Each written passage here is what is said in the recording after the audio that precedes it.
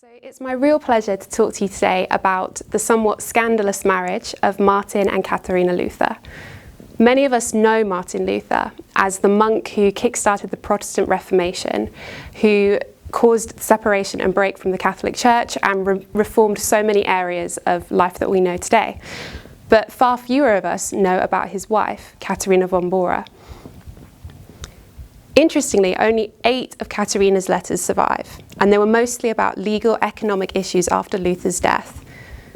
What we know about Katharina mostly comes from Luther himself or from their contemporaries talking about her. Her side of the story is much smaller. We know that she wrote much more than this because we have Luther's side of the correspondence preserved. But Katharina's letters weren't kept. To that end, when we talk about her life, we are making a series of educated guesses based on the daily lives of women at the time who were nuns, wives and mothers like Katharina herself. And to that end, I'd recommend Michel de Ruche's book, The Radical Marriage of a Runaway Nun and a Renegade Monk, which forms much of the source material for this talk. To start, Katharina von Bora was born January 29th, 1499. There are a lot of disputed details about her early years, but there are a few things that are generally agreed on. Katharina was born into a family that was part of the landed gentry.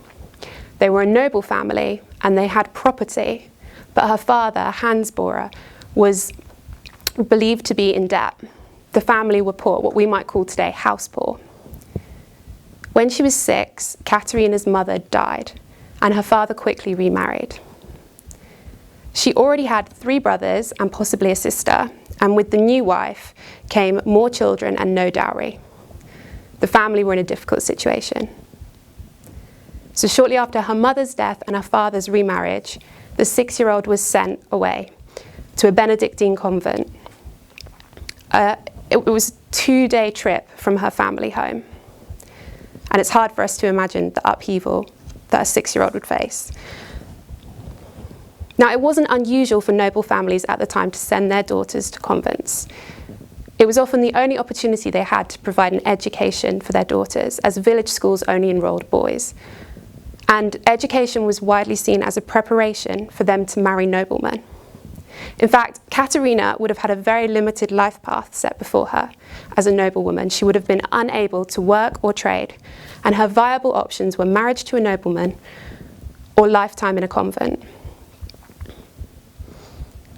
The next big change for Katharina came when she was 10 years old, just 4 years later. She'd been at the Benedictine convent receiving schooling, presumably in reading and writing, in Latin and German, morals, manners and religion. She'd presumably formed relationships there. But a letter arrived explaining that her father had arranged for her to be transferred to a Cistercian convent in another town. He'd set aside a small amount of money so that Katharina would be enclosed for the rest of her life. This decision was presumably made without her foreknowledge or her opinion. And we know that her father's financial troubles continued to play a part because he paid the smallest possible fee for her admittance to the convent. And it's one of the reasons we believe she wasn't kept in the Benedictine convent, but was actually moved. One thing that's really important to know is that there was a huge range of conditions in convent life. When we look at the life of Katharina's contemporaries, someone like Teresa of Avila, who was a Carmelite nun and a Spanish mystic, when she entered the convent, she had a 2-floor suite just for her, with fine furniture, her own kitchen, visitors, and she could leave the walls.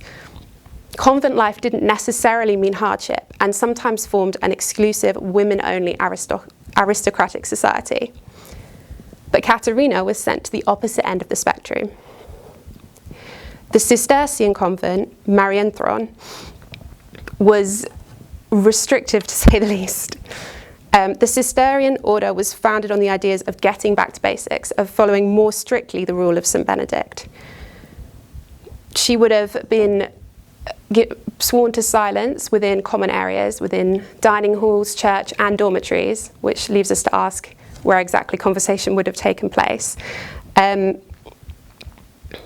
And even in the settings that these convents were in, the architecture and location was deliberately chosen to bring this sense of seclusion and isolation from everyday life. So in this convent in particular, it was situated in a rural area far from towns and villages, surrounded by both a ditch and a stone wall. So nuns couldn't even walk out to enjoy the forests and valleys around them. Even the entrance was partially hidden, with a watchman at the convent's gates at all times. So for the second time in her life, everything changed for Katharina. And this time, when she entered the convent, she knew that she wouldn't be leaving, that this would be the path for the rest of her life. So what did her day-to-day life look like in the intervening years? Her education continued in German, Latin, mathematics, and canon church law. She became a novitiate in 1514 and was officially consecrated the following year, age 16, where she took the threefold vows of poverty, chastity, and obedience. She became a bride of Christ. And her daily life might have looked something like this. A strict routine starting at 2 a.m. with the first part of a 7 daily office that the nuns performed: prayers, psalms, scripture reading, and hymns. She would go back to bed till daybreak and then rise again. Bells would call them back to prayer and services repeatedly through the day. As you can imagine, getting adequate sleep was a challenge, but this was actually seen as a good thing because sleep, like food, was a physical need and mastery was a mark of holiness. And similarly, it was believed to be an aid to keeping the vows of chastity especially. We know that she had a friend, Eva Schoenfield, who escaped with her, and it's likely that her paternal aunt was also there. So she may have formed relationships, and it seems likely. There was lots of practical work to be done inside the convent and lots of opportunity for responsibility. Nuns held various positions: choir mistress, nurse, teacher, bursar, running and maintaining the grounds, making sure everyone was fed. One of the things that's quite perplexing about this period is we don't know anything about Katharina's inner state regarding life at the convent. Unlike all the records we have tracking Luther's own depression and doubt, his questioning of theology, we simply can't know what she thought of her day-to-day existence and her relationship with God. But one huge fact of her life casts a backward light on everything she experienced, and that is that after 14 years at Marienthron, when she was 24 years old, Katharina made the decision to escape. So let's pause for a moment and reverse back a few years and take a look at the life of Martin Luther. We're going to take a slightly faster route through Luther's life simply because many of you will be familiar with it. We are going to outline a few key points. The first thing to note is that there is a 16-year age difference between Martin and Katharina. Luther was born 10th November 1483. And his father had high expectations for him as the oldest son. He wanted him to become a lawyer and paid for him to attend the best schools. And of course, the Catholic Church was part and parcel of their daily life as a devout and practicing family. But there was an event that changed the course of his life.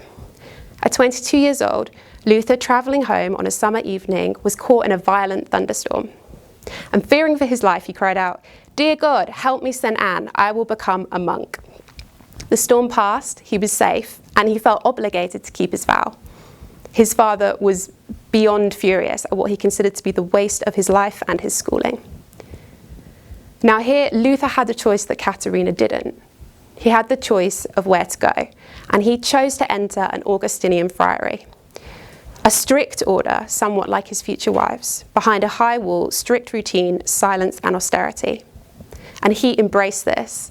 He once wrote, "If ever a monk got to heaven by his monkery, it was me."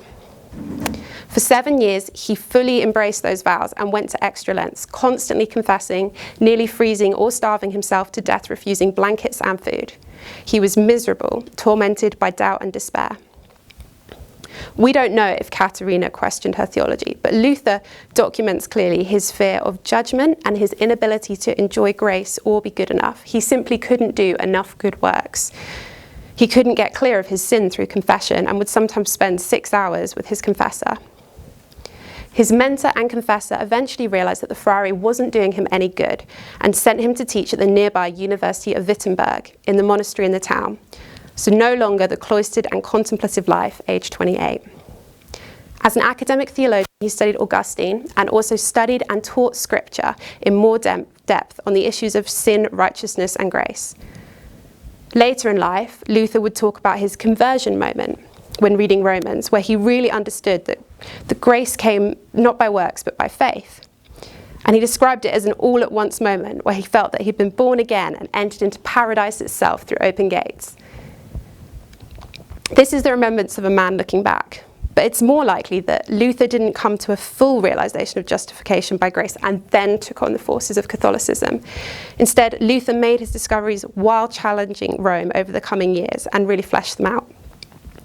Nonetheless, all of Luther's work as a reformer came out of this heart revolution, this understanding of the gospel, that righteousness is a gift, and then thinking and working out its implications in key areas of church and society.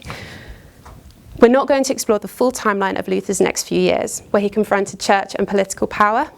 He was excommunicated.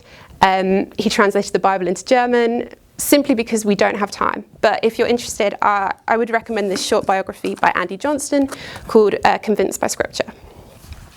But what's of importance for us right now is the implications of this heart change for the threefold vows of poverty, chastity, and obedience that monks and nuns took. Luther's heart revolution eventually worked its way out into asking, what value is there in the cloistered life? Is it really more righteous? And eventually led him to lift up the value of everyday life. So when we return to Katharina in Marienthron, historians don't know how Katharina and her fellow nuns first heard about Luther or if they read his works. Visitors had little contact with the nuns. It still remains a mystery, but somehow Luther's statements about monastic life reached them. In 1522, Luther published Judgment on Monastic Vows, and this is an outworking of his convictions about righteousness. And in typical Luther fashion, it's very colourful. He talked about the lifting up of the monastic lifestyle as a good life, as a way to be saved, as sacrilege, godlessness, and blasphemy. It is lies they have trumped up. It is delusion, hypocrisy, and satanic invention. Luther's teachings, which would have come along this very vein, had enough of an impact on Katharina and her fellow nuns that they became convicted and made the choice to escape the convent. And in order for us to understand the depth of Katharina's courage and conviction in taking this action, arguably the first major decision she'd been able to make for herself in her life, we need to understand what was at stake for her. While former monks could transition to become pastors in Protestant churches, there was no place within the Lutheran church outside of the abbey for these women. And indeed, that's probably the reason why some nuns held out resistance to the closures of their convents far longer than their brothers. The questions for Katharina were, where would she go and how would she live? Her family had effectively abandoned her. There was no money for a dowry, so marriage to a nobleman would be a difficulty. And the likelihood is she hadn't spoken to a man outside of her confessor in years. Laws in cities at the time forbade unmarried women to move into cities and increasingly required unmarried women to be appointed a guardian who would handle their financial and legal affairs. Who could act as a male guardian for Katharina? Moreover, as a noblewoman, she couldn't work. There were only a limited amount of working positions available to lower and middle class women, all highly regulated by city and state laws, and often requiring husbands to sign business contracts and manage affairs. Furthermore, there's a huge amount of suspicion about female sexuality. And as an unmarried woman, and particularly an escaped nun, the accusation of a kind of lustful desire of being a loose woman would have followed her, and actually did follow her for most of her life. Finally, escaping was a punishable offence in Saxony, where the convent was located. Katharina knew all of this and still believed that escaping was worth the risk. She obviously had a real sense of conviction about the worth of the life she was living. Now, some of the nuns in Katharina's party had written to relatives asking for help leaving, but they'd been refused by their families. So the group had actually written to Luther himself back in Wittenberg through a merchant called Leonard Kopp, who delivered herring and goods to the convent. Luther's response was, "Of course I will help." He said, "For God is not pleased with any worship unless it comes freely from the heart. So no vow is valid unless it has been made willingly and with love." So, on the Easter evening in 1523, the nuns staged their escape. They'd chosen that night because it was a night where the routine was different. They stayed up late for a vigil, and so by the time the exhausted nuns fell into their beds much later than normal, it enabled them to send a signal, a loud noise like a cracking of the whip, and the group of 9 to 12 nuns snuck out of the convent with just the clothes on their back. We don't know to this day how they actually got to the wagon outside the wall, whether they climbed the wall, whether someone at the gate let them out, but they managed it. There's all kinds of speculative stories. And then they got into the wagon. My favourite version of the story is that they climbed into the empty herring barrels. But what's more likely, and slightly less dramatic, is that they just hid in the back and were covered over. But there's something very symbolic about the fact that they made their way to freedom on Easter morning. On Monday, they arrived in Wittenberg. Population 2,500, bustling city, presumably quite a shock to Katharina, who for over a decade had been enclosed in such a small community, probably only 30 to 35 people. They arrived at the Black Cloister, and this is where Luther was living at the time.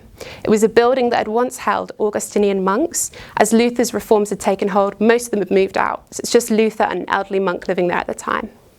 And Luther became responsible in many ways for the refugees' situation, writing on their behalf for clothing, for shoes, and people quickly realised that the best solution was marriage, and so Luther started writing around to find suitors. Over this time, Katharina did have one suitor, Baumgartner of Nuremberg, who visited while Luther was staying with his friends. They became really close, and most expected they would marry, but he disappeared, and they later found out that he'd married a noble woman with a substantial dowry, something Katharina didn't have. At this point, 2 years had passed since the nuns had arrived in Wittenberg, and all of them had married or returned to families except for Katharina. She was still penniless and still relying on the kindness of friends, who couldn't be expected to support her for life. Luther was still trying to resolve Katharina's situation. He suggested another eligible bachelor, Caspar Glatz. And here's where a second of Katharina's decisions shows us her immense conviction and courage. She'd heard bad reports of Glatz, particularly his personality, despite him being a respectable churchman. And so she actually refused him. And she wasn't in a position to refuse. And then she goes one further. When discussing the matter with reformer and theologian Nicholas von Amsdorf, she told him she would not have Glatz, but she would marry either Martin Luther or von Amsdorf himself. It's a really strange statement, and I'm still not sure I fully understand it. She essentially proposed to Luther and Glatz. Was she perhaps fed up of unknown suitors? Was she challenging the men to put their money where their mouth is when it came to marriage? Was she tempering her refusal of Glatz by saying, not Glatz, but I'm not completely unbiddable when it comes to marriage? Regardless, it was a bold move. Some have called it arrogant, and others have called it desperate. So what then must Luther's response have been? Apparently, he was not impressed at all with her pickiness. At this point, he spent 42 years as a bachelor, and Katharina is 16 years his junior. Now, in theory, Luther could have no objection to marriage itself. And if you want to get an idea of what Luther thought was marriage, I would really recommend his 1519 sermon on the estate of marriage. He'd been busy the last few years reforming marriage. He'd introduced a load of reforms that had affected everyday people. One of the key ones was making marriage no longer a sacrament, meaning young people couldn't just promise themselves to each other and be considered married, which was a situation that had led to contested marriages and lots of money and income for the divorce in the cases of dispensations and sort of conflicts over marriage. Instead, he made it much more a civil affair, emphasised the public announcement or bans of marriage, meeting with the minister before marriage, getting parents' blessings, and doing a number of steps that would help people take vows seriously within community and keep them. But one of the key things was the ideology of marriage. Because Luther had a real bugbear about chastity, remember the vow of chastity. In what was probably representative of the time, he writes on his lecture in Genesis that when he was a boy, celibacy had made marriage so disreputable that he believed he could not even think about the life of married people without sinning. A truly holy life was one that required celibacy, and marriage was very, very much second class. But Luther's point was that the vow of chastity was almost impossible for monks and nuns to keep, because God had mandated to humankind that they should be fruitful and multiply. He argued this was a powerful urge in almost all people, and without a proper way of dealing with it, it would cause sin. He writes of the vow of chastity, "Here I offer this advice. If you would like to take a wise vow, then vow not to bite off your nose. You can keep that vow." He elevated marriage and family as something that had the word and pleasure of God behind it, but argued that most people remained miserable because they didn't understand that they were fulfilling God's will and pleasure, that they'd been taught that their everyday way of life was second class. So since he'd written these things, priests and former monks had been marrying, but Luther himself hadn't married. In 1524, he'd written that he had no objection to marriage per se, but he had no desire to get married, and he expected to die a heretic's death, so it just wouldn't be responsible to take a wife. Moreover, some of his closest friends were opposed to the idea of his marriage. They thought it would distract him from his reform work and would be especially inappropriate because of the backdrop of the Peasants' War. So we have to ask ourselves, was it love that made him accept Katharina's proposal? Definitely not, at least not in the romantic sense. He says at a later period, "I didn't love my Cathay at the time, for I regarded her with mistrust as someone proud and arrogant, but it pleased God who wanted me to take pity on her." Again, shortly after marriage, he writes, he had no passionate love for his spouse, but he cherished her. It's most likely that he married out a sense of duty and service, both to his reforms as an encouragement for other former celibates, and also out of duty and service to Katharina herself. He had to put what he preached to the test. Famously, he said of his marriage that it would please his father, rile the Pope, cause the angels to laugh, and the devils to weep. He proposed to her and she accepted. They exchanged vows June 1525 and began family life at the Black Cloister. So what was married life like for them? Well, it was a serious adjustment for Luther after being a bachelor for so long. Not to bring out worn stereotypes, but Luther hadn't changed the straw on his bed for a year, which is the equivalent of not changing your sheets. And he wrote of the surprise of waking up to a pair of pigtails on his pillow. There was a huge amount of scandal around Katharina and Luther's marriage. A former monk and a former nun. Erasmus slandered her and Henry VIII, and many of them claimed that the marriage was driven by lust. There were rumours that there was a child born shortly after marriage, which were eventually put to bed by the appropriate birth of their first child 12 months afterwards. We have no insight into how Katharina felt about this, but some amusing stories from Luther. He responded to slanderers that he'd had their letters bound and used as toilet paper. So they lived together in the former monastery with an elderly former monk. The property had been gifted to them, but only a third of it was habitable, and it was a large property, used to have 40 cells for monks and gardens to be maintained. Katharina had a huge amount of work on her hand. She was the one who worked to sustain the house and create the conditions needed for the hospitality, for the constant stream of guests and visitors. Students, theologians, political and religious refugees were all boarded and entertained at the Black Cloister. She was the one who house kept, who managed, and apparently brewed an excellent beer. One key area where Katharina changed the household was in finances. Luther was notoriously bad at managing his money. He gave away or spent almost all of his earnings, but he quickly realised his own shortcomings when he'd pawned most of his silverware, and he handed household finances to Katharina. This isn't totally unusual for the time, but it indicates a high level of trust. He said, "In domestic affairs, I defer to Katie. Otherwise, I am led by the Holy Ghost." There was one hugely unpopular decision she made, and that was to start charging visitors to the Black Cloister, charging them bed and board. And this really wound up some of Luther's male guests who'd been used to visiting for free. In letters and biographies, she's been called thrifty, stuck-up, miserly, and my favourite, crotchety. But as others have concluded, she would have been incredibly busy running that household, which, to be honest, was more like a small business, in a way that modern people can't really comprehend. For the 21 years of her life, she'd likely have worked 17 hours a day, and it's clear that Luther appreciated her skill. He wrote, "What she has now, she got without me." So what was their relationship like? What did it grow into over the course of their marriage? They were both strong-willed and determined characters. In one fun story, Luther tried to get her to read the Bible in a year to a deadline, and he promised her a little cash sum if she could do it. And she just replied, "I've read enough, I've heard enough, I know enough, would to God I lived it." Katharina was spiritually inquisitive and a critical thinker. It's clear that she engaged in theological discussion, both privately with Luther and in conversations with guests around the Black Cloister table, and these were recorded by Luther's students as his table talks. We also know that he confided to her about politics and theology. For instance, it was Katharina who urged Luther to respond to Erasmus's attacks and write against his theology of free will. Now, Luther's attitudes towards women in his writing and table talks can be troubling for a modern reader.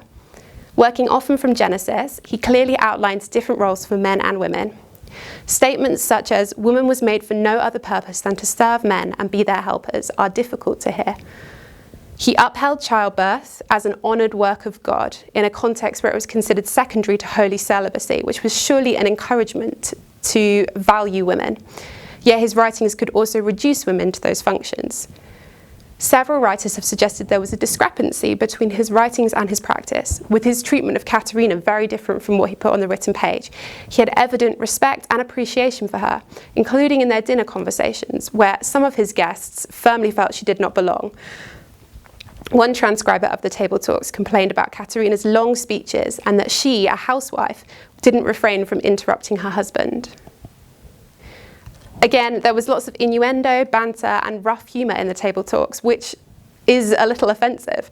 And yet, I don't think it was the kind of misogyny that his contemporaries expressed. He made it very clear that women were not to be despised by men, as they had been created by God. And he talked of men enjoying the gift of Genesis 2:18, that it is not good for man to be alone. He's also recorded as having said, "One has to have women. If one did not have this sex, womankind, housekeeping and everything that pertains to it would fall apart, and after it all worldly governance, cities and order. In sum, the world cannot dispense with women, even if men by themselves could bear children." It's clear that Luther respected Katharina. And if you track the epithets and sign-offs he uses in his letters, it becomes very clear that he grows in admiration and in love for her. She is his rib, his Lord Doctor, his kete, which is like a ball and chain. He is her obedient servant. And in later years, as their relationship deepens, she was, "To my dearly beloved, my sweetheart Kate," and he was signing off, "Martin Luther, who loves you from his heart." They also had a lot of fun. He's recorded joking about polygamy, about getting another wife in. And they have quips back and forth, and she just says, "Well, I'd rather go back to the convent and leave you and all our children." So it's clear they had a lot of fun.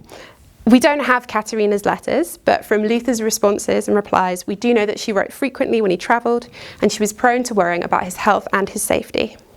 And in one of the few writings we do have from her, after Luther's death, she expresses the depth of her grief that the Lord has taken this dear and precious man from me. As one biographer asks, how would the intelligent, outspoken, often difficult and moody man, how would he have fared honestly with a meek wife? So what about their children?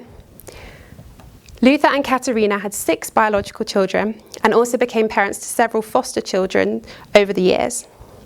As was unfortunately common at the time, 2 of their children died, Elizabeth at 8 months and Lena, who died aged 13. Lena's loss in particular was devastating for the family. They also took in 6 children after Luther's sister and her husband died. And living with them, they also had 2 further nephews of Luther and several of Katharina's poor relations. So it wasn't just a house full of scholars, but also a house full of children. If you look at Luther's letters and table talks, you can see an obvious affection and devotion to the children, matched by a steady discipline. In their minds, raising children was a holy work, not only for the spiritual role, and Luther was clear that parents had a hugely important role. They were like apostles in raising their children in the faith, because nothing was dearer to God than the salvation of souls, but also in the everyday acts of love and service. Luther was actually living out what he'd written years earlier about people who despise the prison of family life. He wrote, "What does the Christian faith say to this? It says, God, because I am certain that thou hast created me as a man and hast from my body begotten this child, I also know for a certainty that it meets with thy perfect pleasure. I confess to thee that I am not worthy to rock the little babe or wash its diapers, or to be entrusted with the care of the child and its mother. How is it that I, without any merit, have come to this distinction of being certain that I am serving thy creature and thy most precious will? How gladly will I do so, though the duties should be even more insignificant and despised. Neither frost nor heat, neither drudgery nor labour will distress or dissuade me, for I am certain that it is thus pleasing in thy sight." The Luthers had 24 years of marriage in total. Luther died first in 1546. His health had been difficult for a while: gout, kidney stones, chest pains, headaches. He was also overweight and short of breath. Katharina hadn't wanted him to travel, but he'd left to solve a political dispute. She wrote to him throughout the trip, worried for his health, and he, as usual, responded with humour and teasing as a way of comfort. But 3 weeks into his trip, he took a sudden turn. Some of his sons were with him, and he died. Considering how often Katharina had nursed him, it must have been difficult for them to be separated at that time. His body went on a 4-day funeral procession back to Wittenberg, as huge crowds came weeping after. He was buried in Castle Church, Wittenberg, where he'd nailed the 95 Theses. And I just want to take a minute to read something directly from Katharina, so we can get a sense of her voice at this time. She says, "I don't know what I'm thinking and how I'm feeling. I can't eat or drink, nor even sleep. And if I had had a princedom or empire and lost it, I wouldn't have been as sad as now, when our dear Lord God has taken this dear and precious man from me, and not just from me, but from the whole world. If I think about it, then I can't speak, nor even have someone write, because of the pain and the crying. God surely knows that."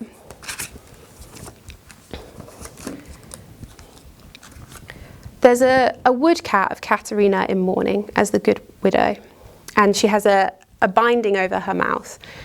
And it symbolised in many ways the expectation that widows would live out their lives quietly and humbly, suffering patiently. And perhaps Katharina might have done that if she'd been left secure, despite what we know about her personality that suggests otherwise. But she faced some really significant challenges after Luther's death, and partly because of him. He had tried to set her up well. He'd written a will where he'd left her everything, and he'd also appointed her as guardian to their children, considering nobody else as fit to do it as her, both of which were highly unusual and huge marks of trust in her as his companion and his wife. Unfortunately, he never had his will notarized by a lawyer, because he didn't like lawyers, so he presumed that the signatures of his friends would be good enough. And secondly, Katharina couldn't be the children's guardian because as a widow she was required to have her own male guardian, something Luther must have known. And both of these things caused huge difficulties for her. She had some initial support, but things quickly changed. She was accused of mismanagement and greed, and several different parties were involved. Some wanted her to sell all the property and live quietly on allowance. Others blocked her from making purchasing decisions. And crucially, several different people wanted to split the family up, separating the boys from their mother and from each other.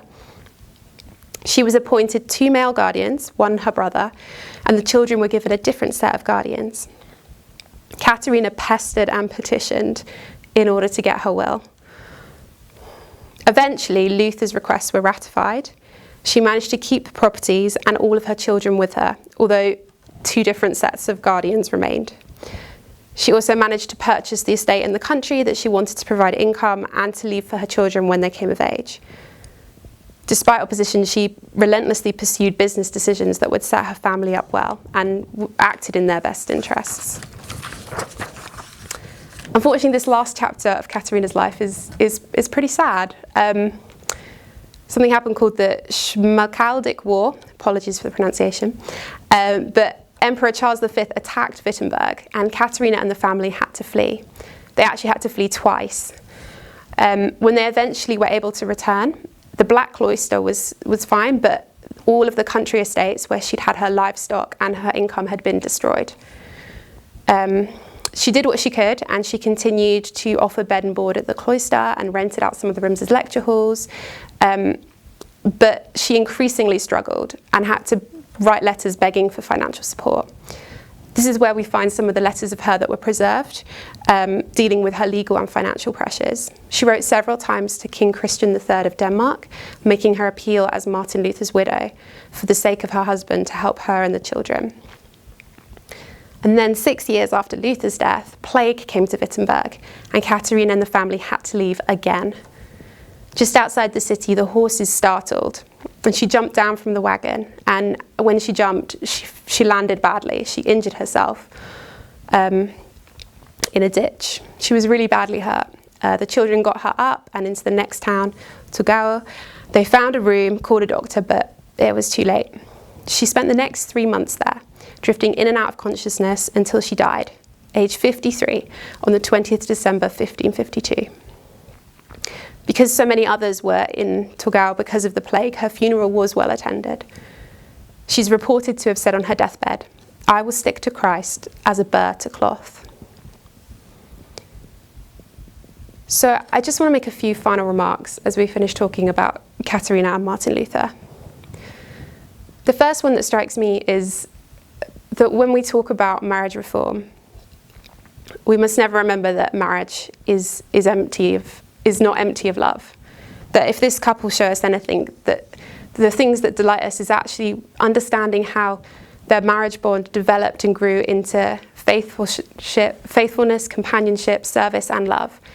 And sometimes today, I think when Christians talk about marriage reform, as a reaction to perhaps the idolization of romantic love, we are too quick to dismiss it, to remember that marriage is a frame to hold that most loving of relationships, and that the relationship here was in many ways a beautiful one, not just in its form but also in the people and the way they were bonded together. Luther said, "There is no more lovely, friendly and charming relationship, communion or company than a good marriage." The second is, what does it mean to be a person God uses when you're extremely limited? Katharina was limited by her status as a woman. Many decisions were made for her in her life, and we see this in the struggles she faced after Luther's death. Yet she had immense conviction and courage in those key moments of her life. And she made these incredibly brave decisions. And I personally would love to hear her thoughts and her inner life and her perspective on all of this, but we simply don't have it. And finally, I just want to leave you with the words of Kierkegaard, the philosopher, who once wrote, "It's only important that Luther married. It's quite unimportant whom. He could have married a doorpost." And I want to ask, do you agree? Did Katharina Luther as a person matter for the Reformation? Or could she just have been any woman?